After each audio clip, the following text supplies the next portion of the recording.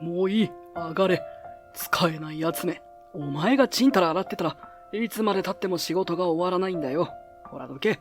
板長の怒鳴り声が厨房に響き渡る。彼の怒りのオーラをひしひしと感じ取り、俺は洗い場を明け渡す。高級旅館での皿洗い。この仕事を俺は半年も続けているが、板長はいつも苛立たしげに俺を見下ろし、厳しい言葉を投げてくる。俺のことを疎ましく思っているのだろう。でも、この旅館で働きたい理由が俺にはあった。そんなある日、事務所へ行くと、そこには真っ青な顔をした若いスタッフが数名と、険しい表情の女将が立っていた。突然パソコンがネットに繋がらなくなって、今日チェックアウトのお客様の請求明細が確認できなくなっちゃったの。お客様のチェックアウトまでにどうにかしないと。女将の声に焦りが混じっている。これ、俺にちょっと触らせてくれないか。キーボードを叩く音だけが静かに響く。そして、たった1分。画面には、再び正常な管理ツールのログイン画面が表示され、顧客データも復旧した。嘘みたい。ほんの数分でここまでやってのけるなんて。あなた、一体何者なの？女将の驚いた声に、俺は苦笑いを浮かべた。俺の正体と、なぜ俺がここで皿洗いをしているのか。それは、この旅館にまつわる。ある出来事と関係がある。そして、この事件は俺の人生を大きく変えることとなるのだった。皿から滴り落ちる湯水が、作業着の袖をしっとりと濡らしていく。指先がふやけて、感覚が鈍くなりそうだが、そんなことに構ってはいられない。俺の名は、大和慎太。地元の高級温泉旅館、桜旅館で皿洗いをしている。洗い終わった大皿を洗い桶につけ、新しい皿を手に取ったところで、不意に背後から張り上げられた土星に驚かされる。おい、ヤマト、もういい、上がれ。使えないやつめ。それは、板長の怒鳴り声だった。彼は俺がこの旅館で働き始めてからというもの、いつも苛立たしげに俺を見下ろしている。まるで、どうしてこんな奴がうちにいるんだ、と言わんばかりの態度だ。俺はガチガチに固まった背筋を伸ばし、振り返る。板長の険しい視線が、まるで凍える夜の刃のように俺を射抜いていた。すみません。もう少しだけ、皿がまだ残っているので。いいから上がれって言ってるだろ。お前がちんたら洗ってたらいつまで経っても仕事が終わらないんだよ。ほらどけ。彼はそう吐き捨てるように言うと、ゴム手袋をはめて、俺の横に割り込み、大きな桶から勢いよく皿をつかみ取り、シャッシャッと手際よく洗い流し始める。俺は数秒、呆然と立ち尽くすしかなかったが、彼の怒りのオーラをひしひしと感じ取り、洗い場を明け渡す。すみません。謝罪の言葉を口にしながら、俺はさっと視線を落とした。自分の体がつい萎縮してしまう。結局、俺は何も言えないまま、洗い場から追い出されるように離れた。ふと背後を振り返れば、板長が慣れた手つきで、テキパキと皿を洗っている姿が見える。はぁ。短いため息が口元からこぼれ落ちた。俺は作業着の袖をぎゅっと絞りながら、いつものように裏口から厨房を出て、そっと息をつく。ぎっしりと、鈍い痛みを覚える左足をかばうように、一歩ずつ進む。今はただ、この旅館にいさせてもらっていることに感謝しつつ、一生懸命に踏ん張るしかない。そう思いながら、廊下で一息ついていると、向こうから、女将の秋京子が現れた。京子とは幼馴染だ。昼間のうちから着物をきちんとまとい、凛とした美しさが漂っている所作を見て、俺の胸が静かに弾んだ。俺を見るなり、京子は優しい笑みを浮かべて、小走りに駆け寄ってくる。慎太、今日もありがとう。お皿洗い大変でしょ？そう言って、深々と頭を下げる。俺は慌てて手を振った。いや、全然いいよ。こうやって皿洗いさせてもらえるのはありがたいんだ。人手不足なんだろ？募集かけても集まらないって言ってたし。そうなの。広告を出してもなかなか来てくれなくて、サービス業は好きな人と苦手な人がはっきり分かれちゃうから難しいわ。京子はそう言いながら疲れた表情をにじませる。目尻がわずかに下がっているのを見て、俺は胸の奥がじんとうずいた。この旅館はもともと京子の両親が経営していた老舗だが、今は彼女一人で切り盛りしている。大変だと思う。まだ若いのに。俺でよければ力になるよ。小さい頃はいろいろ助けてもらったしさ。懐かしい思い出が頭をよぎる。俺は高校生の時までサッカーに夢中だった。その背中を押してくれていたのは京子と彼女の両親だった。当時を思い出す。あの頃の俺は地域のサッカーチームに入っていた。早朝から走り込みをし、授業が終わるとチームの練習場に直行して夜までボールを蹴り続けていた。京子はそんな俺の姿をマネージャーとしていつも笑顔で見守ってくれた。シンタ、今日もお疲れ様。はい、水飲んで。練習場の脇でタオルと水を差し出してくれる彼女の笑顔はサッカーに打ち込む俺の疲れをいつも吹き飛ばしてくれた。さらに京子は旅館の裏手にある空き地を夜間でも電気をつけて自由に使わせてくれた。それに京子の両親はまるで自分の息子でもあるかのように俺を応援してくれた。シンタ、今日も張り切っていたな。疲れを癒すならうちの温泉が一番だ。さあ遠慮しないで入っていけ。そう言ってにこやかに笑う京子のお父さんや台所からおにぎりを差し出してくれるお母さんの笑顔がありありと脳裏に浮かぶ。家族のように接してくれるその温かさが俺の原動力だった。たとえ自分のサッカーの実力がどこまで通じるかわからなくても、この人たちの期待に応えたいという思いでずっとがむしゃらに走ってきた。しかし、ある日突然、その日常が崩れ去った。京子の実家、つまり今のこの旅館が火事で全焼したのだ。かろうじて京子は助かったが、京子の両親は、その時俺は京子のそばにいられなかった。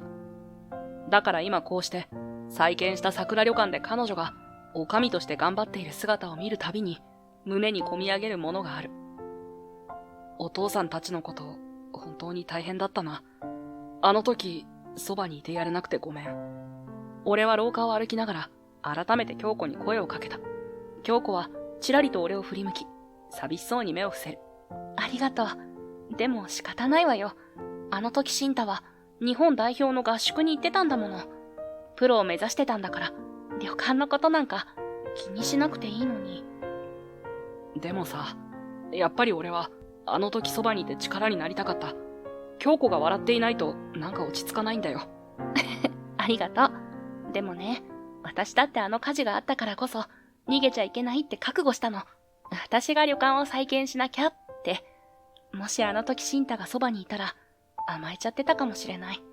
でも今は両親の意思を継いで私が頑張るしかないもの。だから大丈夫よ。京子はそう言って痛む思い出を隠すように微笑む。その笑顔にはいろいろなものを背負った者だけが持つ真の強さが感じられた。俺は胸が締め付けられるような感覚と同時に彼女への尊敬の念を強くした。廊下を歩きながら京子はふと足を止める。俺もそれに合わせるように立ち止まった。着物の裾がふわりと揺れ、俺の視界を横切る。ねえシンタ、一つ聞いてもいい？なんだ？京子の言葉に俺は一瞬緊張する。いつになくまっすぐな眼差しで俺の顔を見上げてくる。どうしてサッカーをやめちゃったの？私、シンタは本当にすごい選手だと思ってた。日本代表の合宿に呼ばれてみんなも期待してたし。京子の声は真剣そのものだ。俺は苦笑いを浮かべる。俺、代表から最終的に漏れちゃったんだよ。それでなんていうか、世界の壁を痛感したんだ。実力不足を思い知ったら、気持ちが折れてしまったっていうか。俺はなるべくあっさりと答える。京子はそっと視線を落とした。そう。でもシンタ、本当にサッカー好きだったじゃない？あんなに一生懸命だったのに。世界を前にして悔しくなかった？私から見たらきっともっと頑張れたんじゃないかって思っちゃう。優しい声色の奥にある惜しいという思い。それがひしひしと伝わってくる。でも、俺は小さく笑うしかなかった。正直、悔しい気持ちはあったよ。でも、その分、俺は次を探したかったんだ。サッカー以外にもやれることがあるんじゃないかって。だから、まあ、こうして今は皿洗いをしてるんだ。そっか。でも、私にとっては、昔も今もシンタは大切な幼馴染だよ。何かあったら、すぐ頼ってね。私たちはお互い様なんだから。そう言って京子は、女将としての凛とした表情とは違う、昔から変わらない、幼馴染の笑顔を俺に向ける。思わず、心がほぐされる感覚を覚えた。そして彼女はきびすを返し、廊下の向こうへ歩き出す。振り返ることなく、その姿は女将として働く決意に満ちていた。俺はその背中を見送りながら、心の中にぽっかりと穴が開いたような、自分だけが取り残されているような感覚を覚えた。この旅館を守るために、京子はすでに前を向いている。俺はこの先、どんな風に彼女を支えられるのか、その答えはまだわからないけれど、せめて何かの役に立ちたいという気持ちが胸の奥で小さく燃えているのを感じた。その日、俺はいつものように厨房で皿洗いをしていた。板長は昼から機嫌が悪く、相変わらず容赦ない叱責が飛ぶが、慣れたものだと自分に言い聞かせながら黙々と手を動かしている。指先は冷たい水の中で痺れ、足には時折痛みが走る。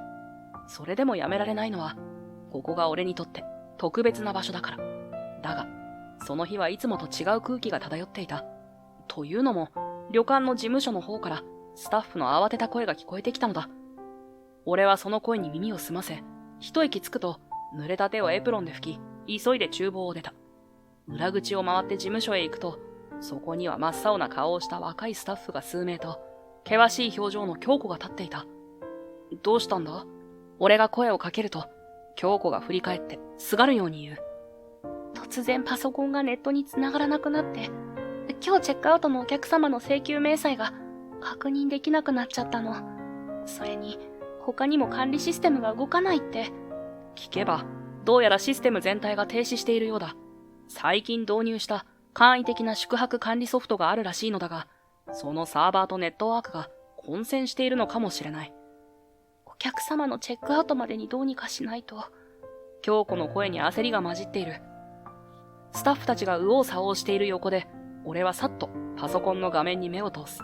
管理ツールの画面が真っ白になっている。さらに、回線そのものの不調で、インターネットにも接続できないらしい。これ、俺にちょっと触らせてくれないか。俺はそう言い、キーボードの前に立つ。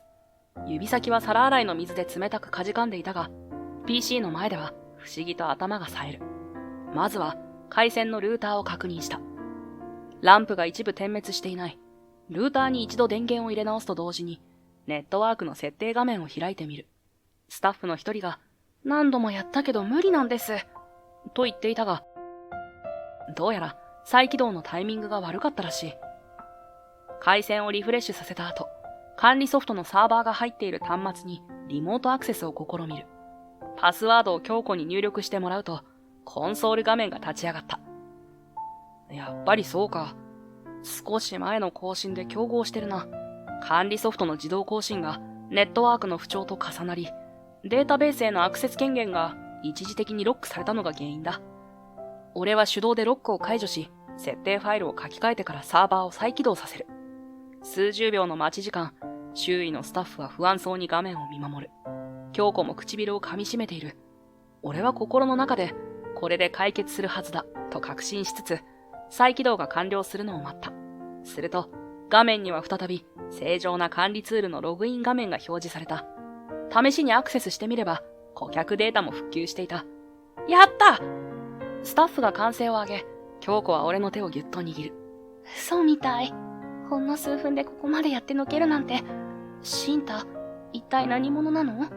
まるで魔法でも見たかのように目を見開く京子の姿に、俺は少し照れくさくなる。ちょっと PC に詳しいだけだよ。昔いろいろ勉強したことがあってさ。俺の返答が曖昧だったせいか、京子は不審そうな目を俺に向けてきた。それからしばらくして、事務所の片隅でお茶を飲みながら、一息ついた俺に、京子が改めて声をかけてきた。シンタ、さっきは本当に助かったわ。でも、ちょっとっていうレベルじゃなかったわよ。どう見ても、プロの仕事だった。その言葉に、俺は苦笑いするしかなかった。京子の目は真剣で、隠し事はもう通用しないだろう。まあ、実は俺、PC 関連の事業をやっているんだ。自分で法人作って、システム開発とかコンサルとか、いろいろ請け負ってる。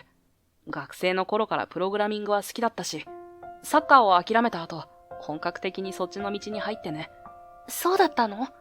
じゃあ、私のところで皿洗いしてるのはなんで？そっちの仕事は大丈夫なの？さすがに気になったのだろう。京子は首をかしげる。こっちのはどこでも仕事できるんだよ。ネット環境さえあれば、リモートで作業や打ち合わせもできる。エンジニアは各地にいるし、クライアントは国内外にたくさんいる。だから、好きな場所で暮らしていいってことになるんだ。俺は桜旅館が好きだし、京子の役にも立ちたいと思って。それで戻ってきたってわけ。京子は驚いた様子で、そっか、と小さくつぶやく。京子に説明した通り、PC 関連の仕事のほとんどはネット経由で完結する。会議だってビデオチャットでできるし、納品もオンライン上で行える。俺はその自由度の高さを生かして、こうして地元に戻り、桜旅館で皿洗いをしながら暮らすことを選択したのだ。でも、こんな田舎に戻ってきたら、クライアントへの対応とか大変じゃない？最初は少し戸惑ったけど、慣れたらなんてことないよ。むしろ、温泉に浸かりながら作業できるなんて最高だよ。京子が思わず吹き出した。俺もつられて笑ってしまう。こうして何気ない会話をするだけで、どこか胸が温かくなるのを感じた。そうだ、京子。ちょっと相談があるんだけど。何？またパソコン関係？うん。実は桜旅館のホームページ、ずいぶん前に作られたまま放置されてるだろ。ずっと気になってたんだ。正直今の時代には古いし、スマホでも見づらい。新しく刷新して、もっと宿泊客を呼び込めるサイトに変えた方がいいと思う。京子は驚いたように目を丸くする。私、おかみとしての仕事が忙しくって、ホームページのリニューアルまで考えが回ってなかった。シンタが言うならそうなんだろうね。でも、新しくするにもお金もかかるでしょ？俺のチームで作業もやるから、格安で済むよ。なんなら俺が出資してもいい。今の時代、SNS も連動させて、宿の魅力を発信しないともったいない。温泉だけじゃなく、ここには美味しい料理もある。自然だって綺麗だし、もっとアピールすれば、絶対に集客増えると思うんだ。京子は一瞬考え込むように視線を落とすが、やがて決心したようにうなずく。わかったわ。じゃあ、お願いしてもいい？任せとけ。こうして、俺は桜旅館のホームページの全面リニューアルを手掛けることになった。デザイン面はプロのデザイナーに外注し、バックエンドは俺が開発。オンライン予約システムと連携し、季節ごとのプランを見やすく配置。SNS からのアクセスも取り込みやすいように構築した。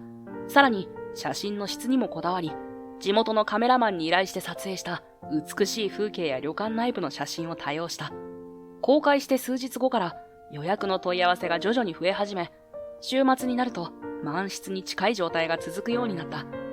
ホームページを見てきましたという観光客も増え、京子は嬉しそうに忙しく立ち回っている。そんなある日、京子が俺の部屋にやってきた。部屋といっても、桜旅館の一室を少し借りて作業場にしているだけなのだが、シンタ、今度は桜旅館全体にシステムを導入したいって考えてるの。宿泊予約だけじゃなく、在庫管理とか、帳簿付けとか、そういうのを一元化できないかな。頼もしげに話す彼女の声に、俺は思わず笑みがこぼれる。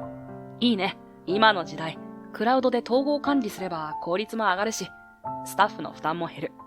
俺がいた会社でも、旅館やホテル向けにそういうソリューションを提供しているところがあったよ。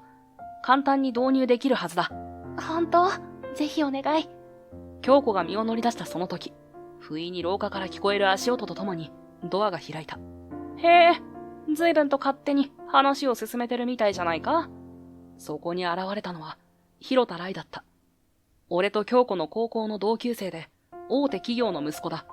俺が所属していたサッカーチームのメンバーでもあった。来くん、どうしたの？京子の声には戸惑いが混じっている。すると来はわざとらしく笑いながら言った。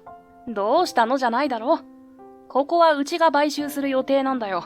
システムだのなんだのと、余計なことされちゃ困るね。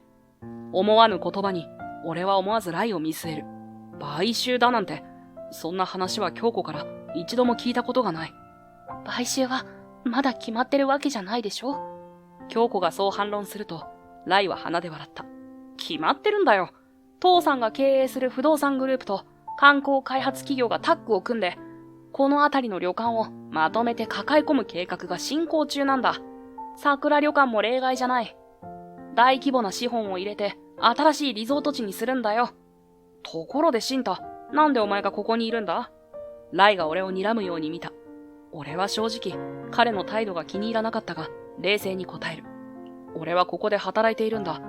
京子が俺に相談してくれたから、旅館をもっと楽に経営できるようにシステム導入を考えた。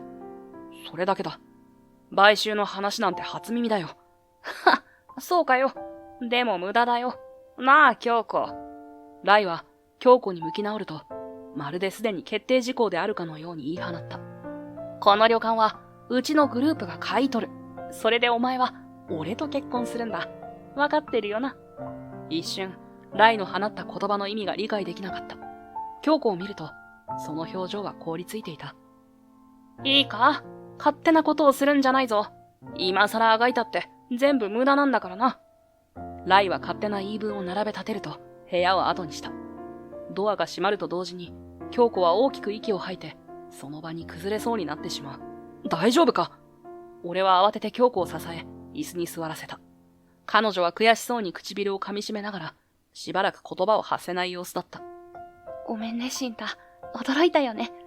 ああ、正直びっくりした。買収の話はまだわかるとして、結婚って何の冗談だよ。京子はうつむきながら、ぽつりぽつりと話し始めた。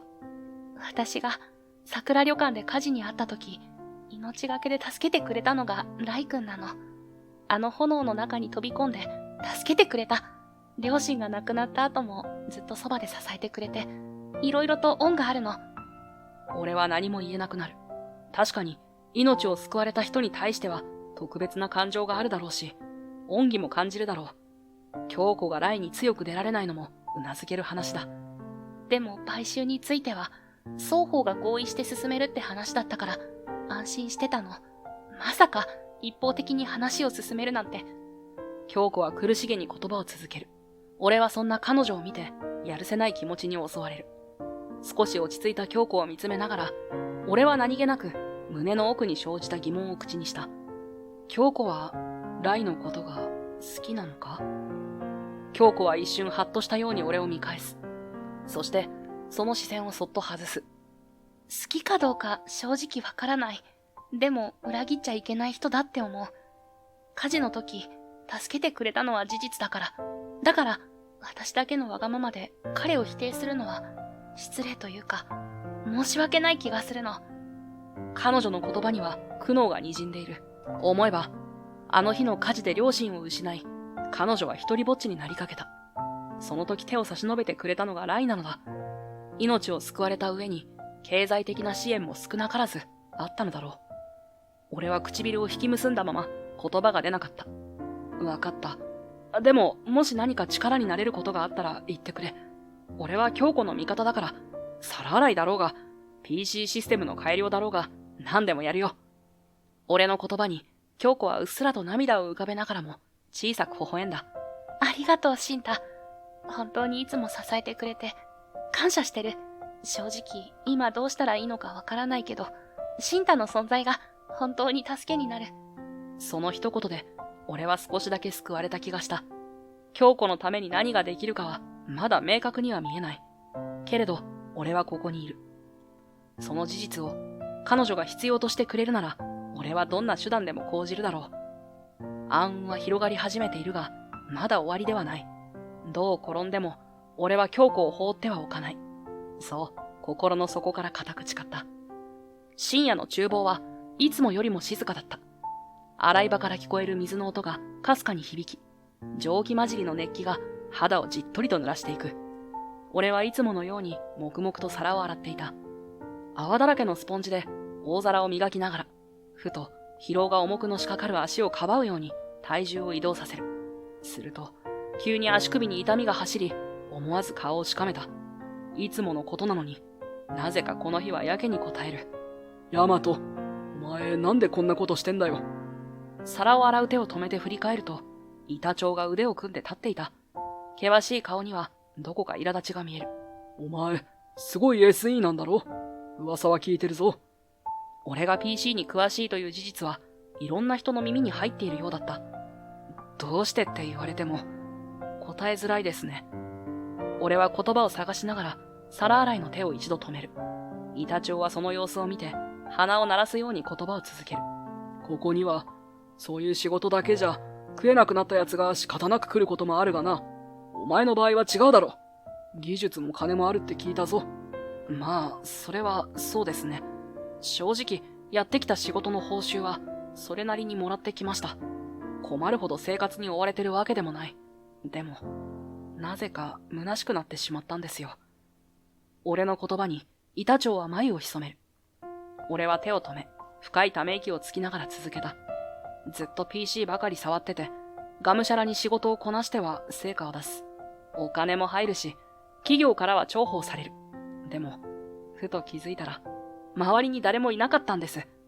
仲間も、笑顔で喜び合える存在も、目的すら見失ってしまって。それで、ここに来たのか？板長の声は少し柔らかくなったように聞こえる。ええ。自分が頑張ってきた理由を突き詰めたらここだったんです。俺が昔サッカーに打ち込んでいた頃、ずっと支えてくれたのは桜旅館の人たちでしたから。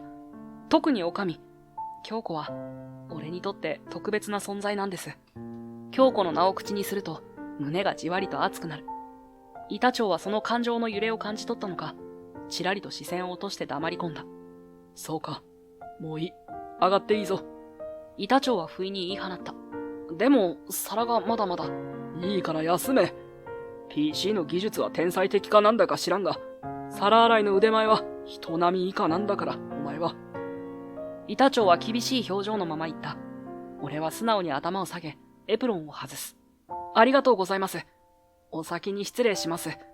そう言って厨房を出ると、先ほどまでの熱気とは打って変わって、廊下には少し涼しい風が通り抜けていた。板長と話をして、俺の気持ちが少し軽くなったから、そう感じるのだろうか。わからないまま深呼吸をした。翌朝、俺はいつもの時間に起きて、朝食の配膳準備が整った頃合いを見計らって、厨房へ向かった。皿洗い担当としての仕事を始めようとすると、突然、板長が厳しい表情で近づいてくる。ヤマト、今日でお前はクビだ。その瞬間、頭の中が真っ白になる。まさか、首を言い渡されるなんて思ってもいなかった。手に持っていたタオルが床に落ち、俺は慌てて尋ねる。なんでですか？昨日まではあんなに使ってくれてたのに。お前が使い物にならないからだよ。ずっと立ってられないんだろう。皿洗い一つまともにやれん。足も手も自由になってないじゃないか。その時、朝の配膳状況を確認しに来た京子が、厨房の入り口で立ち尽くしていた。板長さん、新太が何か？京子の声に、板長はまっすぐに彼女を見た。おかみ、ヤマトはもう厨房では使えません。体の具合が良くないようで、厨房は戦場だ。中途半端な奴を置いておくほど甘くない。新太？板長さんの言うこと、本当なの？京子は俺の方を見つめる。その困惑した表情に、胸が締め付けられる思いがした。あとはおかみに判断を任せる。板長はそう言い捨てて、歩き去ってしまった。厨房には、ポツンと京子と、俺だけが残される。スタッフたちは気まずそうに視線をそらし、何も言わずに仕事を続けていた。俺たちは京子の部屋に場所を移した。そして仕方なく京子に事情を話すことにした。実は、高校サッカー日本代表の合宿中に、ちょっと大きな病気を患って、その後遺症で長時間は立っていられなくなったんだ。それに、手の方も自由に動かせない時がある。治療を続けたんだけど、結局サッカーは続けられなくなって。俺は視線を落としながら話し始めた。京子は息を飲んだまま、俺の話をじっと聞いている。だから、本当は厨房で皿洗いするのも限界があったんだ。板長にとっては迷惑だったんだろうな。俺がここに来たのは勝手な思いからだから、怒られても仕方ないと思う。どうして黙っていたの？京子はか細い声で尋ねる。傷ついたようにも、困惑しているようにも見えるその表情に、俺はどうしても目を合わせられない。ごめん。言ったらきっと迷惑かけることになると思ったし、何より京子に心配させたくなかった。それに、一瞬言葉に詰まる。洗い場の水音がやけに大きく聞こえた。サッカーが続けられなくなって、ずっと応援してくれた京子に合わせる顔がなかった。だから、体が動かなくても大丈夫な PC の世界に飛び込んだ。でも、やっぱり京子のそばにいたくて、皿洗いならなんとかなるかなって、本当に勝手な話だよな。言い訳のように独白が続く間、京子は目を伏せたまま動かない。どう思われるんだろう。呆れられても仕方ない。そんなことを考えていると、不意に彼女の声が耳に届く。勝手なんかじゃないよ。私、全然知らなかった。サッカーを諦めた理由が、そんな大変なことだったなんて。しかも、ずっと隠してここで働いてくれてたなんて。京子はゆっくりと顔を上げた。その瞳には涙が浮かんでいる。俺はその涙を見て、ぎゅっと胸が苦しくなる。シンタ、プロサッカー選手じゃなくても、体が動かなくても、シンタはシンタだよ。私は、私のことを気遣ってくれるシンタが大好き。大変な時にそばにいられなくて、ごめんね。彼女の言葉は、俺の固くなった心を一気にほどいてくれた気がした。それは俺の方だ。ずっと嘘をついててごめん。うつむく俺に、京子が一歩近づいてくる。着物の裾がふわりと揺れて、彼女の香りが鼻をくすぐった。鼓動が高鳴る。シンタ、本当にありがとう。戻ってきてくれて。俺と京子の視線が絡み合った。お互いに照れくさそうに微笑む。この先待っているのは、一筋縄ではいかない現実だ。ライの存在や買収の話、そして俺の体の問題もある。それでも、俺たちならきっと乗り越えられる。そう信じて、俺は京子の手を優しく握りしめた。京子も、ほんのりと頬を染めて握り返してくれた。部屋の空気は張り詰めた緊張感に満ちていた。いつもなら宿泊客をもてなすための一室を、今日は急遽、桜旅館の買収交渉の場として整えたのだ。テーブルには書類がずらりと並び、京子と俺、そして広田ライとその父、広田正太が向かい合って座っている。なんでお前がここにいるんだよ。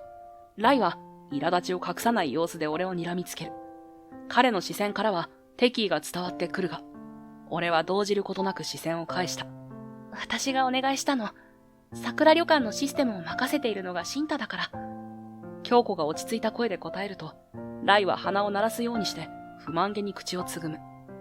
目の端には明らかに俺への警戒心が見える。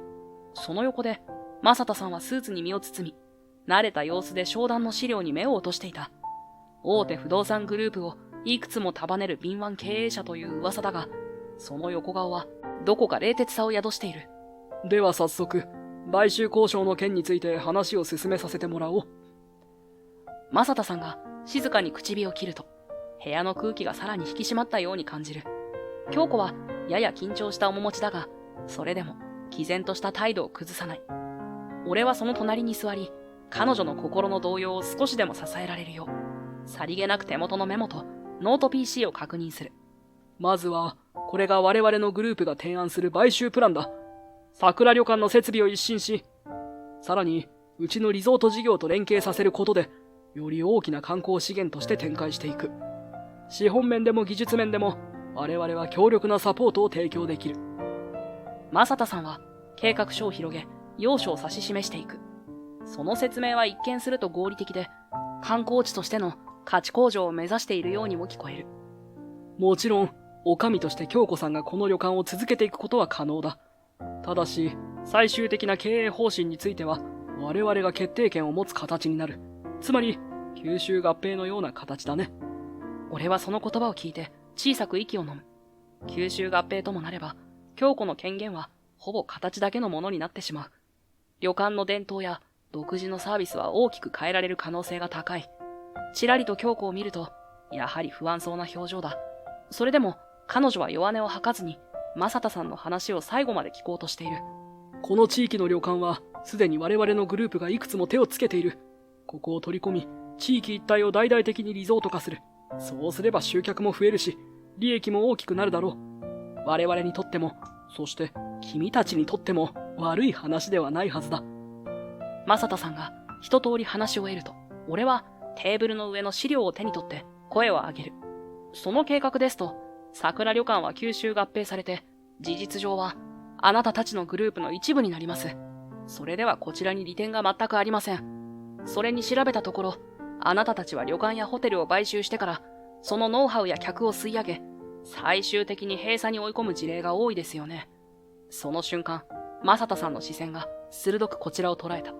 何を根拠に言っているのか知らないが、我々のグループが数多くの買収を行っているのは事実だ。しかし、それは経営効率化のための正当なビジネスだよ。正田さんは冷静に言い返してきた。俺はさらに言葉を続けた。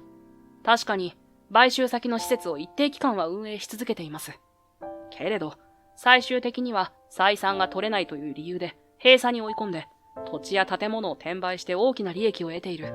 表向きは地域の観光資源を活性化すると謳いながら、実際には可能な限り、利潤を搾取し、余分と判断すれば一気に切り捨てる。地元の社員や顧客を路頭に迷わせてもお構いなし。違いますか？そう問い詰めた刹那、ライが目を見開き、椅子から身を乗り出すように声を荒げた。何言ってるんだよ、シンタ。そんなの嘘だろ。父さんはこの町を発展させるために、いろいろ動いてるって、俺はずっと信じてきたんだ。そんな悪どい手口なんて使うわけがない。彼の声には、動揺と戸惑いが入り混じっている。まるで信じがたい現実を否定したいかのように、落ち着かない手つきで資料に視線を泳がせながら、また上ずった声で吐き捨てるように言った。父さんはこの辺りで雇用だって作ってきたんだ。買収だってちゃんと地域を活性化させるためにやってるって聞いてた。どうしてそんな話が出るんだよ。シンタ、お前こそ何か間違えてるんじゃないのか？彼の視線は俺と京子、そして正田さんを行き来している。あまりにも受け入れがたい真実に直面し、思考が追いついていないようだ。だが次の瞬間、ライは父親の表情を見つめて言葉を失った。その眼差しにまさかという色がはっきりと浮かぶ。そして恐る恐る問いかけるように口を開いた。おい、父さん、一体どういうことだよ。そんな話俺は聞いてない。ライの顔は驚きと疑問に満ちている。どうやら彼も父親のビジネスの裏側まで知らされてはいなかったらしい。正田さんは冷静を装いながらも、口元にわずかな歪みが生じている。おお、随分と詳しく調べているようだね。そもそも君は何者だ？ただの SE にしては随分と事情通だな。正田さんの視線が鋭く俺を射抜く。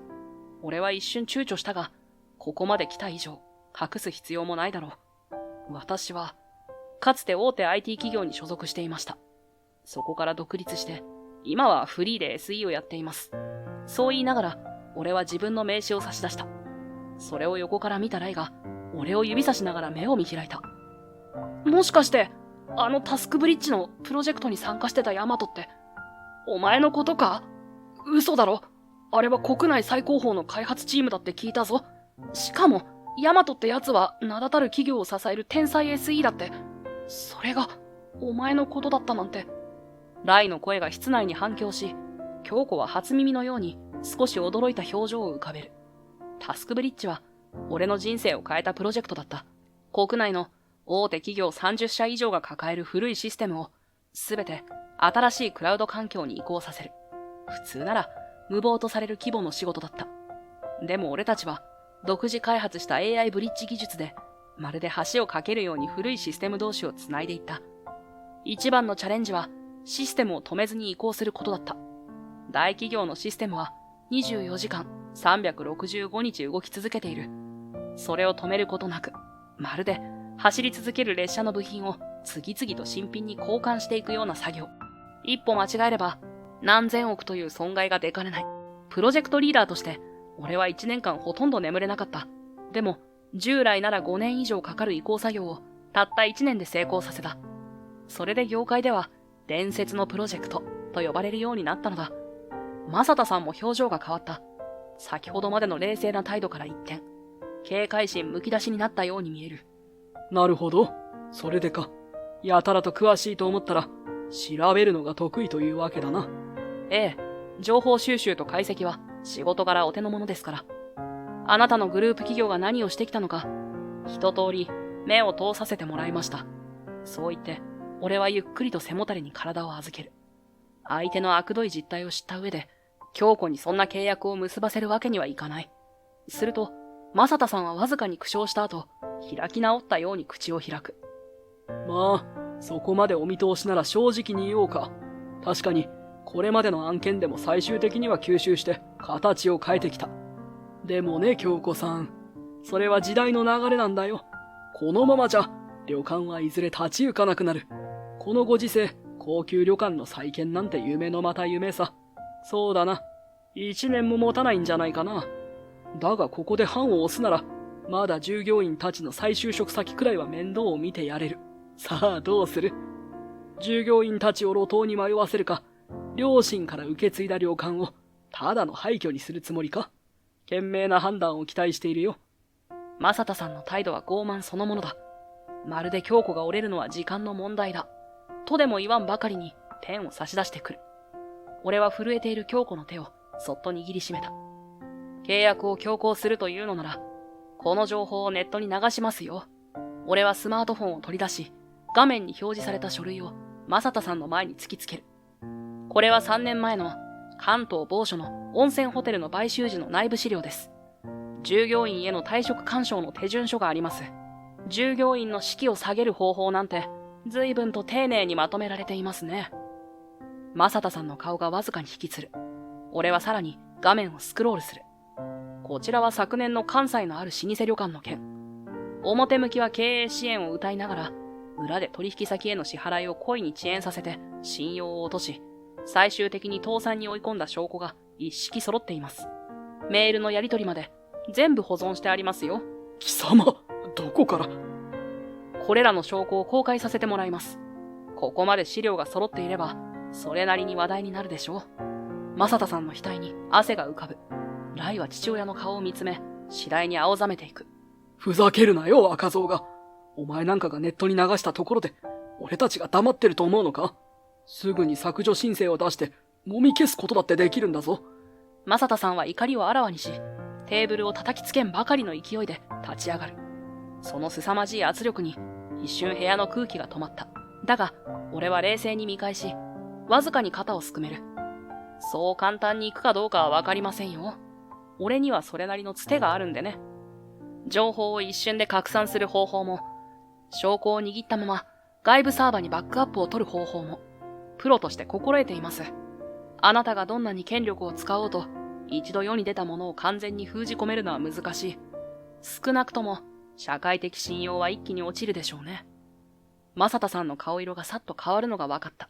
ライは、父親の動揺する姿を見て、混乱した表情を浮かべていた。父さん、やめよう、こんなやり方。黙れ、ライ。俺の計画に口を挟むな。正田さんは、息子を叱咤するように一喝するが、その言葉には、どこか焦りが感じられる。まるで追い詰められた獣が、吠えているようなものだ。俺は淡々としたまま、スマホを閉じて、正田さんと目を合わせた。今ならまだ、買収を白紙撤回することもできるはずです。もともと京子は、買収に前向きじゃありません。それを無理に押し通せば、あなたの会社にとっても大きなリスクになります。どうするかはご自由に。正田さんは怒りの表情を崩さないまま、立ち尽くす。部屋に沈黙が落ちる。やがて、正田さんは唇をわずかに歪め、悔しそうに小さく舌打ちした。くそ。それが、事実上の降伏の合図だった。ライは何も言えないまま、視線を落とす。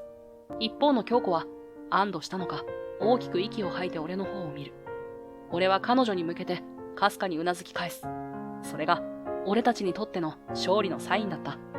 俺は彼女を握りしめていた手を、そっとほどいた。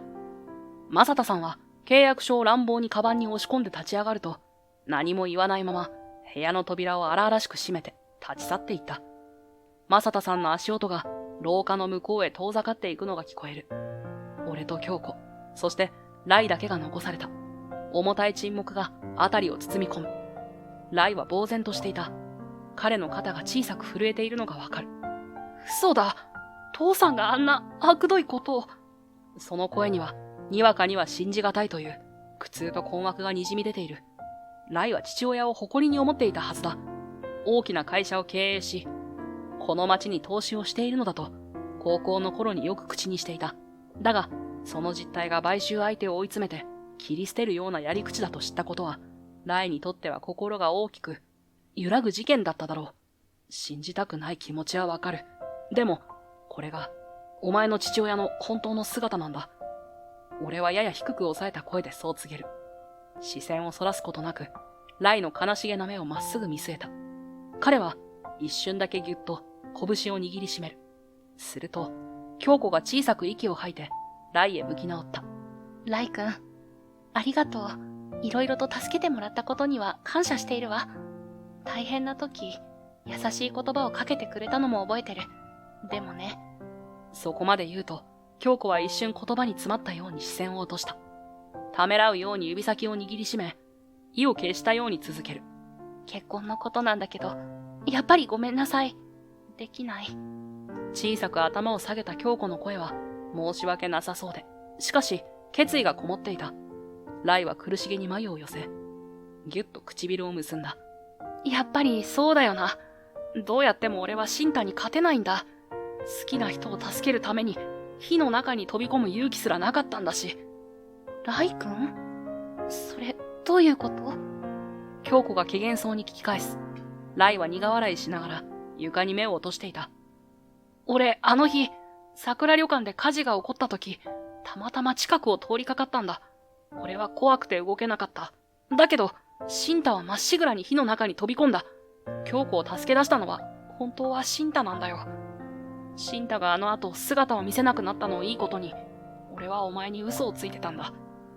京子は大きく目を見開く。そんな京子を見て、ライは苦笑を浮かべた。父のことは俺に任せてくれ。責任は取らせるよ。ライはそう言い残して、京子に一礼し、俺に視線を投げかける。シンタ、悪かったな。そう言うと、ライは一人会議室を出て行った。背を向けるその姿は、どこか吹っ切れたようにも、まだ迷いが残っているようにも見えた。廊下に響く足音が消え、また静けさが戻ってくる。部屋には、俺と京子だけが残された。部屋の窓から差し込む午後の日差しが、なんとも形容しがたい空気を照らしている。京子は困惑と衝撃で言葉を失っているようだったが、やがて小さく唇を開いた。どういうことなの？シンタが私を救ってくれたの？でも、シンタは合宿中だったよね。まっすぐな瞳がこちらを見つめてくる。今までずっと彼女に話すことを避けてきた真実。ここで語らなければならない時が来た。そう思った。俺は小さく息を整え、当時の光景を思い出しながら口を開く。あの日、たまたま練習が丸一日休みになって、俺は家に戻ってたんだ。京子にも顔を見せようと思って、桜旅館に行ったら、遠くから煙が上がっているのを見つけて、急いで駆けつけたんだ。そしたら、旅館の建物の大半が燃え上がっていて、思い返すだけで胸が苦しくなる。懸命に走った時の胸の苦しさや、あの時の焦げた匂いと熱気を、今でもはっきり覚えている。すぐに助けを呼んだけど、消防車が到着するまでには時間がかかりそうだった。俺は旅館が燃えていくのを呆然と見てるしかなかった。だけどその時、火の中に京子の姿を見つけたんだ。そしたら、体が勝手に動いてた。とっさに旅館に飛び込んだんだ。自分でも何が何だかわからなくなるくらい一生懸命だった。激しい炎と濃い煙の中をかき分け、声にならない叫びを上げながら京子を探し続けたことを思い出す。ようやく見つけた時には、京子は煙に巻かれて倒れていた。抱きかかえて外まで出た時には、もう俺の体は火傷だらけだった。特に足と手の損傷がひどかったんだ。後で聞いた話じゃ、命が助かったのは奇跡だったって。結局、俺は都会の大きな病院に移されて、長期の治療とリハビリ生活になった。一息つきながら、俺は京子の表情を伺う。彼女は言葉も出せない様子で、ただ唇を震わせていた。なんで黙ってたの？もしそのことを知っていたら、私はもっと。京子の瞳からは、今にも涙がこぼれそうだった。そんな彼女を見つめながら、俺は小さくかぶりを振る。言ったら、京子の人生を縛ってしまう気がしたんだ。俺が助けたんだから、俺の元にいろなんて言いたいわけじゃないんだ。同情で一緒にいてもらうのも嫌だった。だから、あえて火事の時の話はぼかしてきた。苦渋の思いだった。本当は助け出した直後に、京子が意識を取り戻したら、そのまま彼女を抱きしめてあげたかった。けれど、病院で目覚めた時には、すべてが手遅れだった。京子の親族や周囲からは、ライが救い出したと言われているという話を、俺は遠巻きに聞いているだけだった。やけどの後遺症やサッカー断念という大きな痛みも重なり、告白する勇気すら失っていた。だから、俺は黙っていた方がいいって自分に言い聞かせてた。サッカーが続けられなくなってから、PC の世界で自分の価値を見出そうとして、そんな風に生きてきたんだよ。ただ、京子のことはずっと気にかかってた。声が少し震える。今になってようやく本音を全部さらけ出している。すると、京子は静かに立ち上がり、俺のそばへ寄ってくる。目には涙が滲んでいて、その表情は触れたら壊れてしまいそうなほど儚い。京子は震える手を伸ばして俺の方に触れた。ありがとう。命を助けてくれたこと。今まで黙ってた理由も、私全部受け止める。その言葉は張り詰めていた糸を一瞬で解きほぐすかのように、俺の胸に染み渡る。苦しみから解放されたような安堵が波紋のように広がっていく。俺、後遺症があるし、昔のように自由に動けないけど、京子の力になりたい。お前の夢や旅館を守りたい。ずっとそう思って、ここに戻ってきたんだ。俺の言葉に、京子は一瞬戸惑いながらも、小さく笑みを浮かべる。そして、そっと腕を回してくれた。あなたがいてくれるだけで私、何度も救われてるの。私にとって、あなたの存在はすごく大きいんだから。互いの体温が重なった時、俺は初めて素直な気持ちで彼女を抱き寄せることができた。長い間、押し込めていた思い。生きる目的を見失いかけていた俺にとって、この瞬間はまるで暗闇に光が差すような救いだった。こうして、京子のぬくもりを感じていると、ようやく心が満たされていくのを感じる。俺がどんな状態でも彼女は受け入れてくれるのだと。窓の外では夕日が赤々と沈みかけている。照り返すオレンジ色の光が部屋の床を柔らかく染める。ごめん。でももう逃げない。京子のそばにいたい。私の方こそ気づいてあげられなくてごめんね。これからは一緒に歩んでいこう。互いの声が重なる中、静かに唇が触れ合いそうな距離まで近づく。その瞬間、俺の胸の奥に眠っていた戸惑いや不安がすっと溶かされていった。外でなく、虫の声さえ聞こえるほどの静寂の中で、俺と京子は再び強くつながった。長い道のりだったが、ようやく彼女の隣で歩くことを許された気がした。俺と京子が手を取り合い、新たなスタートを切ってからしばらく経った。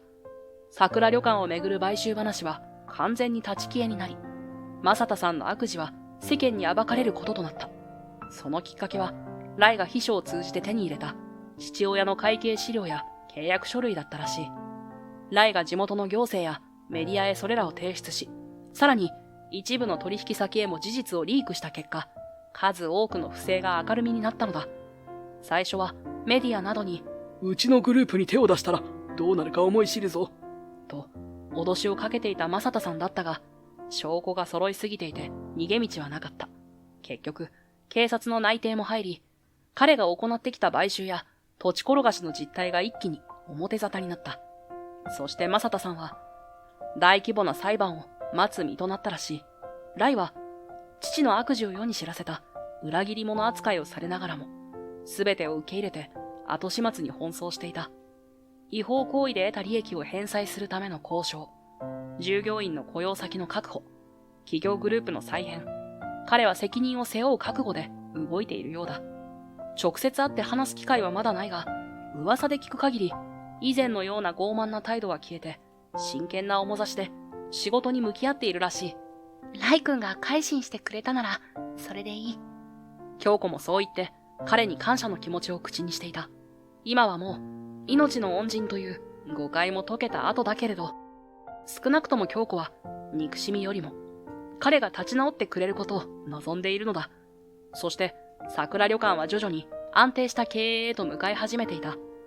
買収の話が消えたことで、不安定だったスタッフの心も落ち着き、常連客や新規客の数も右肩上がりだ。ホームページから予約が入るようになって、本当に助かってるわ。女将としての日々に奮闘しながらも、京子は以前よりずっと穏やかな笑顔を見せる。俺が構築したオンライン予約システムと在庫管理、さらに、宿泊客データを有効活用する仕組みがうまく働いているようだ。チェックインと同時に顧客情報が記録され、客室稼働率や食材の在庫状況をリアルタイムで把握できる。SNS の反応も自動で拾うようにしていて、評判を見ながらキャンペーンを打つことも可能になった。シンタくんのシステム、すごくわかりやすいし助かるよ。スタッフからそんな声をかけられるたびに、俺は地道に努力してきた甲斐を感じる。皿洗いだけでは味わえなかった種類の充実感だ。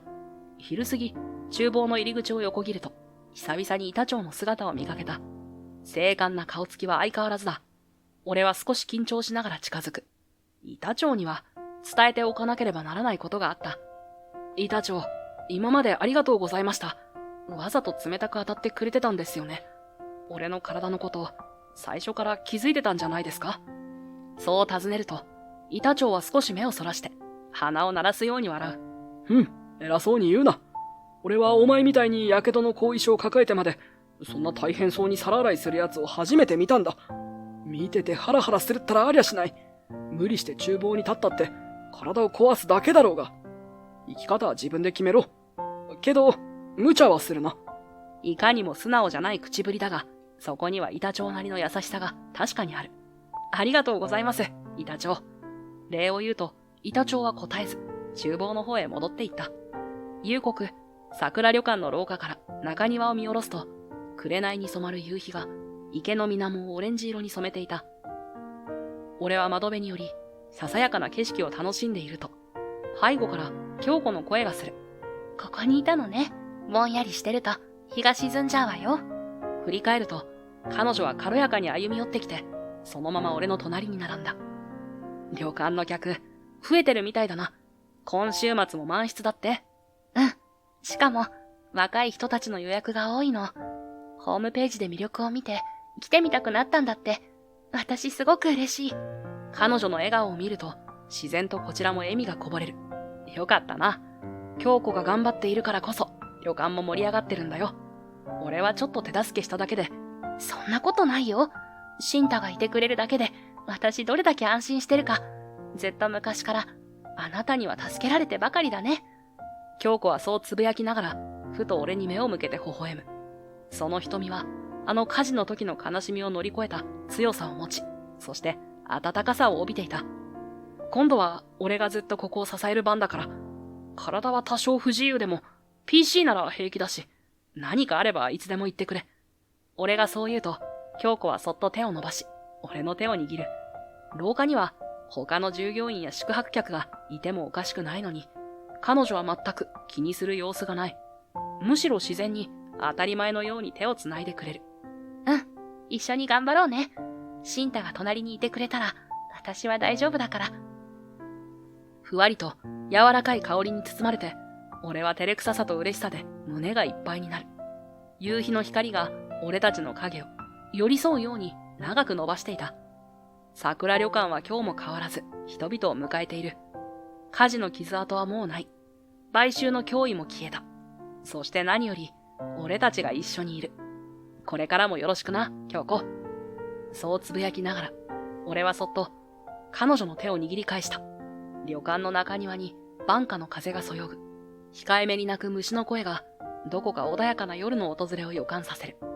俺は京子のぬくもりを感じながら静かに、そして深く幸せをかみしめていた。俺は天才 SE として名を馳せ、華々しい成功を収めていた。でも、そこには本当の充実感がなかった。皿洗いという仕事を選んだのは、京子のそばにいたかったからだ。